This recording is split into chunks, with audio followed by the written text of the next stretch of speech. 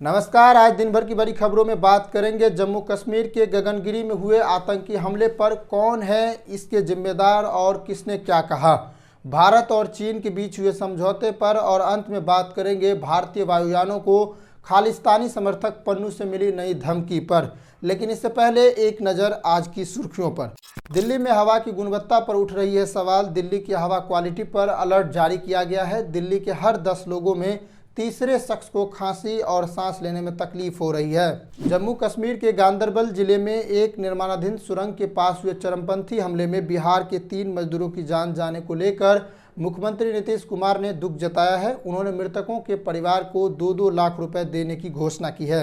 जम्मू कश्मीर के गांदरबल जिले में श्रीनगर लेह राष्ट्रीय राजमार्ग पर सुरंग निर्माण स्थल पर रविवार को आतंकवादियों ने हमला किया, जिसमें एक डॉक्टर और 6 मजदूरों की मौत हो गई। इन 6 मजदूरों में 3 बिहार के मजदूर भी शामिल है। अधिकारियों ने बताया कि अज्ञात आतंकवादियों ने यह हमला उस समय किया जब गांदरबल के निर्माणाधीन सुरंग परियोजना पर काम कर रहे मजदूर और अन्य कर्मचारी देर शाम अपने शिविर में लौट रहे थे। अधिकारियों ने बताया कि आतंकवादियों के समूह के कम से कम 2 आतंकवादियों ने मजदूरों के समूह पर अंधाधुंध गोलीबारी की, जिसमें स्थानीय और गैर स्थानीय दोनों शामिल थे। अधिकारियों ने बताया कि 2 मजदूरों की मौके पर ही मौत हो गई, जबकि 4 अन्य और डॉक्टर ने बाद में दम तोड़ दिया। उन्होंने बताया कि 5 लोगों का इलाज चल रहा है और मृतकों की पहचान डॉक्टर शाहनवाज, फहीम नजीर, कलीम, मोहम्मद हनीफ, शशि अबरोल, अनिल शुक्ला और गुरमीत सिंह के रूप में हुई है। अधिकारियों ने बताया कि सुरक्षा बलों ने इलाके की घेराबंदी कर दी है और हमलावरों की तलाश के लिए तलाशी अभियान शुरू कर दिया गया है। इस आतंकी हमले की निंदा करते हुए केंद्रीय गृह मंत्री अमित शाह ने कहा कि इस जघन्य कृत्य में शामिल लोगों को बख्शा नहीं जाएगा। अमित शाह ने एक पोस्ट में कहा, जम्मू कश्मीर के गगनगिरी में नागरिकों पर किया गया आतंकी हमला कायरतापूर्ण और घृणित कृत्य है। इस जघन्य कृत्य में शामिल लोगों को बख्शा नहीं जाएगा और उन्हें हमारे सुरक्षा बलों की ओर से कड़ी प्रतिक्रिया का सामना करना पड़ेगा। इस बीच जम्मू कश्मीर के मुख्यमंत्री उमर अब्दुल्ला ने कहा कि हमले में हताहतों की संख्या बढ़ सकती है। उन्होंने एक सोशल मीडिया पोस्ट में कहा, गगनगिरी में हमले की हताहतों की संख्या अंतिम नहीं है, क्योंकि स्थानीय और गैर स्थानीय दोनों तरह के कई मजदूर घायल हुए हैं। प्रार्थना है कि घायल लोग पूरी तरह ठीक हो जाएंगे, क्योंकि अधिक गंभीर रूप से घायल लोगों को श्रीनगर के अस्पताल में रेफर कर दिया गया है। उमर अब्दुल्ला ने कहा, सोनमर्ग क्षेत्र के गगनगिरी में गैर स्थानीय मजदूरों पर एक जघन्य और कायरतापूर्ण हमले की बहुत दुखद खबर है। यह लोग इलाके में एक प्रमुख बुनियादी ढांचा परियोजना पर काम कर रहे थे। इस आतंकवादी हमले में 2 लोग मारे गए हैं और 2 से 3 अन्य लोग घायल हुए हैं। मैं निहत्थे निर्दोष लोगों पर इस हमले की कड़ी निंदा करता हूं और उनके परिजनों के प्रति अपनी संवेदना व्यक्त करता हूं। गगनगिरी में हुए इस आतंकी हमले पर लोकसभा में विपक्ष के नेता राहुल गांधी ने इस हमले को बहुत कायरतापूर्ण और अक्षम्य अपराध बताया है। राहुल गांधी ने सभी शोक संतृप्त परिवारों के प्रति अपनी गहरी संवेदना व्यक्त की है और घायलों के प्रति शीघ्र स्वस्थ होने की आशा की है। उन्होंने कहा कि आतंकवादियों का यह दुस्साहस जम्मू कश्मीर में निर्माण के क्रम और लोगों के विश्वास को कभी नहीं तोड़ पाएगा। आतंकवाद के खिलाफ इस लड़ाई में पूरा देश एकजुट है। रविवार देर रात हुए इस आतंकी हमले की जिम्मेदारी लश्कर-ए-तैयबा के संगठन द रेजिस्टेंस फ्रंट TRF ने ली है। दैनिक भास्कर के अनुसार TRF के चीफ शेख सज्जाद गुल इस हमले का मास्टरमाइंड था। TRF को भारत ने आतंकवादी संगठन के रूप में घोषित किया है। भारतीय अधिकारियों का कहना है कि TRF को पाकिस्तानी आतंकवादी संगठन लश्कर ने बनाया है। यह लश्कर और जैश के कैडर को मिलाकर बनाया गया है। यह संगठन कश्मीरियों, कश्मीरी पंडितों और हिंदुओं की हत्या और इनकी घटनाओं में शामिल हैं। 2019 में जम्मू कश्मीर से धारा 370 हटाए जाने के बाद TRF ज़्यादा एक्टिव हो गया है। अब आतंकी हमले की जिम्मेदारी लश्कर नहीं बल्कि TRF लेता है।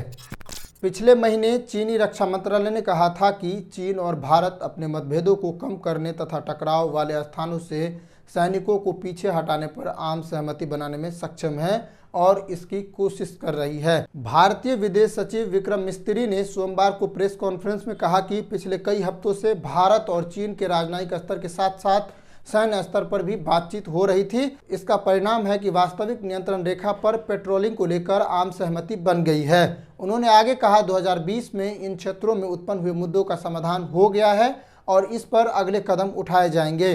पिछले महीने चीनी रक्षा मंत्रालय ने कहा था कि चीन और भारत पूर्वी लद्दाख में गतिरोध को समाप्त करने के लिए टकराव बिंदुओं से सैनिकों को हटाने पर मतभेदों को कम करने और कुछ आम सहमति बनाने में सक्षम है और जल्द ही दोनों पक्षों को स्वीकार्य समाधान के लिए बातचीत जारी रखने पर सहमति हुए हैं। इंडियन एक्सप्रेस के मुताबिक अरुणाचल प्रदेश में मौजूद मुद्दों को संबोधित करने पर सहमति जताते हुए अप्रैल 2020 से पहले अपनी अपनी स्थिति को ध्यान में रखते हुए संभावित समाधान की रूपरेखा तलाशना भी इसमें शामिल है।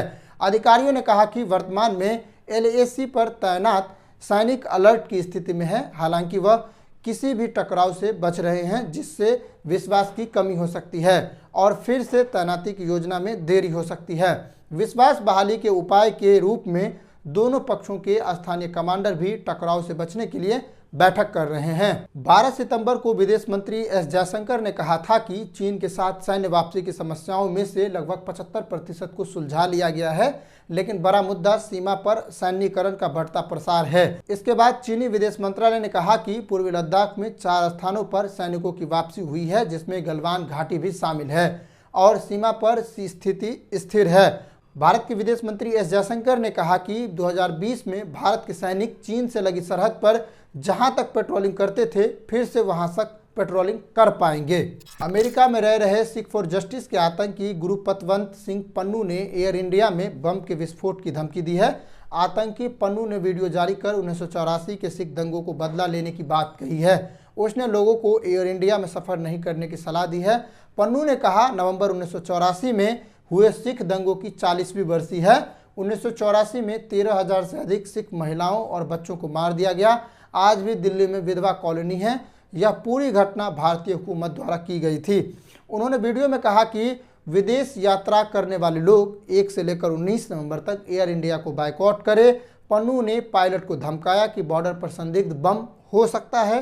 पन्नू की हत्या की साजिश रचने के आरोप में हरियाणा के रहने वाले विकास यादव को अमेरिकी जांच एजेंसी FBI ने मोस्ट वांटेड कर दिया है और इसको मोस्ट वांटेड सूची में शामिल कर दिया है। इस अभियान में विकास को भारतीय खुफिया एजेंसी रॉ के अधिकारी बताया है।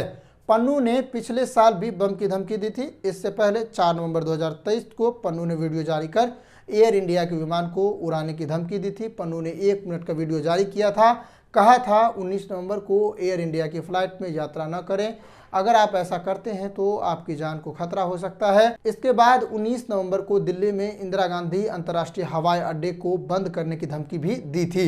इसके बाद पिछले साल NIA ने पन्नू के खिलाफ IPC धारा 1208 यानी 1208, 153A और 506 तथा गैर कानूनी गतिविधियां रोकथाम अधिनियम UAPA 1967 की धारा 10, 13, 16, 17, 18, 188 और 20 के तहत मामला दर्ज किया था। भारत सरकार के गृह मंत्रालय ने 10 जुलाई 2019 को सिख फॉर जस्टिस को उसकी गतिविधियों के लिए UAPA के तहत गैर कानूनी संगठन के रूप में प्रतिबंधित कर दिया था। 1 जुलाई 2020 को पन्नू को भारत सरकार द्वारा व्यक्तिगत आतंकवादी की सूची में शामिल कर दिया गया। सितंबर 2019 में पन्नू के खिलाफ पहला मामला दर्ज किया गया। 29 नवंबर 2022 को उसे PO घोषित किया गया। 2023 में NIA ने अमृतसर और चंडीगढ़ में पन्नू के घर और जमीन को जब्त कर लिया। 3 फरवरी 2021 को NIA की विशेष अदालत द्वारा पन्नू के खिलाफ गैर जमानती वारंट जारी किए गए। इसके बाद कई सारे मामले सामने आ रहे हैं जिसमें विमानों की धमकी आम हो गई है। बीते कई दिनों से लगातार विमानों को धमकी मिल रही है। इस बीच खालिस्तानी समर्थक गुरुपतवंत सिंह पन्नू को लेकर भी और निज्जर को लेकर कनाडाई और भारत के बीच राजनयिक संबंधों को लेकर तनाव है। इस बीच ये नई धमकी मिली है। इसके बाद क्या एक्शन होता है और क्या कार्रवाई की जा सकती है, सारी बातें हम आपको बताएंगे। तब तक देखते रहिए हमारे साथ सान इंडिया और अपनी प्रतिक्रिया देना नहीं भूलिएगा। नमस्कार, जय हिंद।